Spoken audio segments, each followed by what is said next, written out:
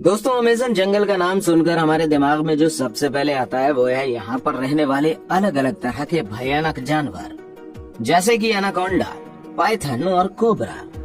लोगों का तो यहाँ तक मानना है कि इस अमेज़न जंगल में आज भी डायनासोर रहते हैं। और ऐसा कहा जाना एक तरह से बिल्कुल सही भी है, क्योंकि अमेज़न जंगल इतना घना है कि अभी तक इसका सिर्फ 25% भाग ही देखा जा सका है।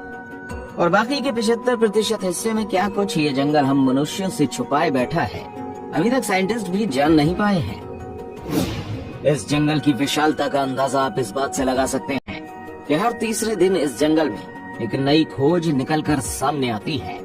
तो आज हम आपको इस वीडियो में अमेज़न जंगल के बारे में कुछ खास चीजें तो बताएंगे, साथ ही हम आपको ये भी बताएंगे कि इस जंगल का निर्माण कैसे हुआ था। तो वीडियो के अंत तक जरूर बने रहिएगा और वीडियो को एक लाइक जरूर कर दीजिएगा। दोस्तों, इस बात में कोई भी शक नहीं है कि दुनिया में सबसे ज्यादा सुंदर और विचित्र प्रकार के जीव जंतु अमेज़न के जंगलों में ही पाए जाते हैं। इस जंगल के अंदर आकर ऐसा महसूस होता है जैसे हम किसी अलग ही दुनिया में आ गए हों। इस समय धरती का सबसे ज्यादा घना जंगल अमेज़न ही है। इस जंगल में पाए जाने वाले एनाकोंडा बाकी देशों की तुलना में काफी ज्यादा बड़े होते हैं।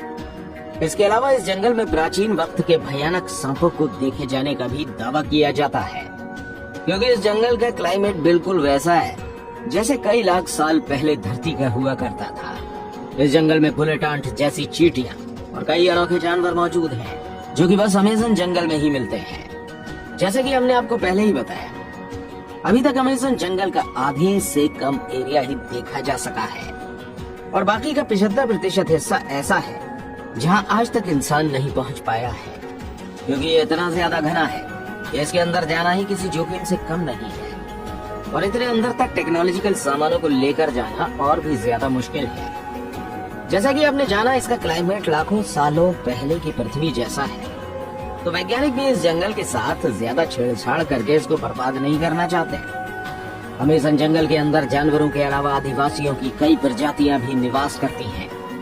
और इस जंगल के अंदर कई प्रजाति तो ऐसी भी हैं जिनके बारे में हमें अभी तक कुछ भी नहीं पता है। और अगर इस बढ़ते मॉडर्न टेक्नोलॉजिकल डेवलपमेंट के चलते ये अमेज़न जंगल नष्ट हो गया तो दुनिया के कई सारे जीव हमेशा के लिए विलुप्त हो जाएंगे। अमेज़न जंगल के बारे में आए दिन नई और अनोखी बातें सामने आती रहती हैं। अक्सर यहाँ पर कई तरह के एक्सपेरिमेंट और स्टडी चलती रहती है। जैसे कि अभी कुछ साल पहले, साल 2017 में लीड्स यूनिवर्सिटी ने एक रिसर्च में पाया कि अमेज़न जंगल जितनी कार्बन डाइऑक्साइड ग्रहण करता है उतनी और कहीं नहीं जाती।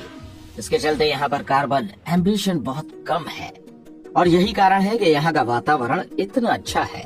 साइंटिस्ट कार्लोस नोबेल अपनी रिसर्च में बताते हैं कि जिस तरह से अमेज़न जंगल को आज के समय काटा जा रहा है वह इस पृथ्वी के लिए बहुत ज्यादा नुकसानदेह हो सकता है, क्योंकि ये जंगल पूरी दुनिया को 20% से अधिक साफ ऑक्सीजन प्रदान करता है। अमेज़न जंगल का क्षेत्रफल इतना बड़ा है कि ये 9 देशों की सीमाओं को छूता है, जिसमें से 60% ब्राजील, 13% पेरू, 10% कोलंबिया और बाकी का हिस्सा Guyana, Ecuador, Venezuela, Bolivia, Suriname और फ्रेंच गुयाना तक फैला है। आप एक बात जानकर शॉकिंग होंगे कि जितने जानवर इस पूरी पृथ्वी में देखे जाते हैं उसके 1/3 जानवर अकेले अमेज़न जंगल में देखे जा सकते हैं। इस जंगल के पेड़ों की संख्या लगभग 4 अरब बताई जाती है, जिसमें 16,000 से ज्यादा उनकी प्रजातियां हैं। दोस्तों, अमेज़न जंगल के कीड़ों की भी बहुत अधिक चर्चा की जाती है। कहा जाता है कि यहाँ जितनी तरह के कीड़े और जीव जंतु मिलते हैं उनमें से कुछ ही फीसदी के बारे में साइंटिस्ट अभी तक पता लगा पाए हैं। यहाँ पर पाई जाने वाली बुलेट चींटियां कोई साधारण चींटियों जैसी नहीं है।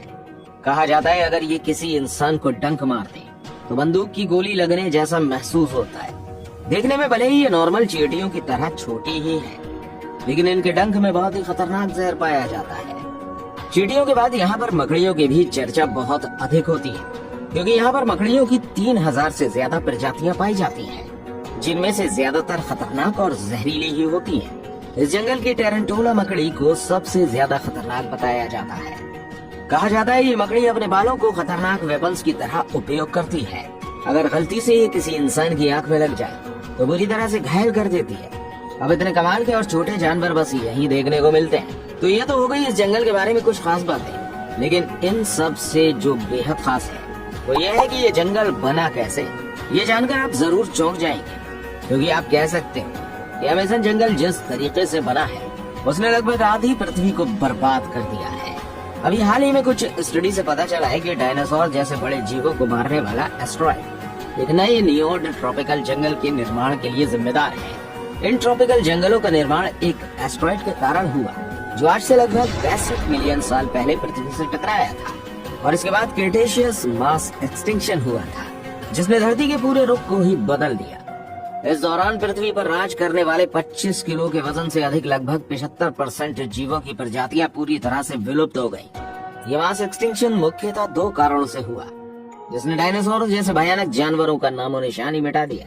सबसे पहले लगभग 65 मिलियन साल पहले 10 किलोमीटर साइज जितना विशाल एस्ट्रॉइड हमारी धरती से आ टकराया, और इस एस्ट्रॉइड के पृथ्वी से टकराने के कुछ ही टाइम बाद कई किलोमीटर दूर तक आग का गोला फैल गया। इस आग के गोले ने रास्ते में आने वाले सभी बड़े जीवों की प्रजातियों को पूरी तरह से नष्ट कर दिया।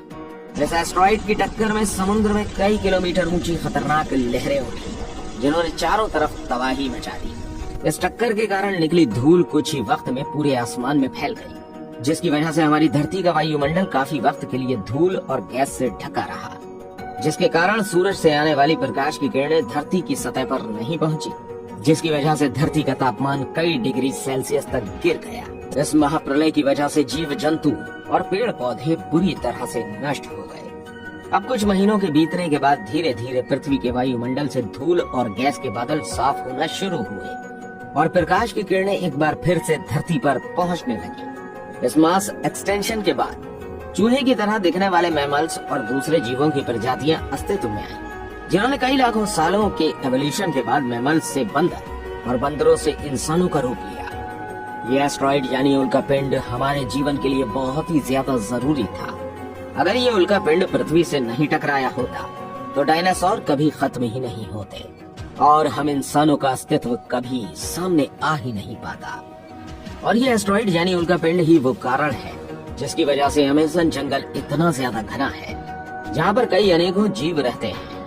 दरअसल आज जिस जगह पर अमेज़न जंगल है, वहाँ पर डायनासोर के समय बहुत ही लंबे पेड़ हुआ करते थे, लेकिन डायनासोर की प्रजाति में कई शाकाहारी डायनासोर भी होते थे, जो कि इन पेड़ों को बढ़ने का मौका कभी नहीं देते थे, क्योंकि वो इन पेड़ों को बढ़ने से पहले ही खा जाया करते थे। लेकिन जब उल्कापिंड गिरा तो डायनासोर पूरी तरह से विलुप्त हो गए। अब इसके बाद इन पेड़ों को खाने वाला कोई नहीं था, लेकिन जो ये उल्कापिंड था वो बिल्कुल ठीक अमेज़न जंगल के ऊपर गिरा था, जिसकी वजह से उस टाइम में ये जंगल पूरी तरह से नष्ट हो गया था।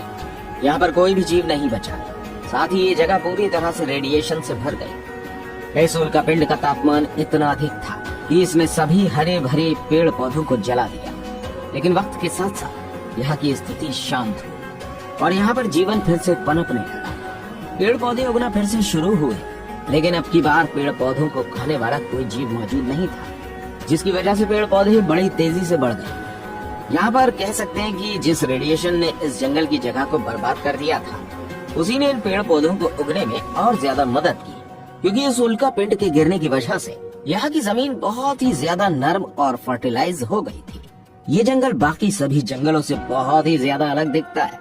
अगर इसको ऊपर से देखा जाए तो दुनिया के बाकी जंगल और अमेज़न जंगल के बीच का अंतर साफ देखा जा सकता है। अमेज़न रेन फॉरेस्ट के अंदर बहुत सी ऐसी अजीब तरह की वनस्पतियां और पेड़ मौजूद हैं, जो पूरी दुनिया में और कहीं देखने को नहीं मिलते। इसके अलावा अमेज़न जंगल की बहुत ही ज्यादा गहराई में क्या है, यह अभी तक कोई नहीं जानता है, क्योंकि किसी ने इसको पूरी तरह से देखा ही नहीं है। हो सकता है उल्कापिंड से गिरने की वजह से इस जंगल के अंदर एक अलग ही दुनिया बन गई हो। यहाँ पर पेड़ पौधे बाकी किसी भी जंगल से बहुत ही ज्यादा घने हैं, और ये भी कहीं न कहीं उस उल्कापिंड से ही जुड़े हैं। आपको एक बात शायद पता होगी कि जब भी कोई वॉल्केनो फूटता है तो उसके आसपास की सारी जगह लावा की वजह से बर्बाद हो जाती है, लेकिन यही लावा कुछ सालों बाद नए जीवन की शुरुआत करता है। ये प्रकृति का नियम है, इसलिए तो कहते हैं किसी चीज का अंत किसी के लिए आरंभ होता है।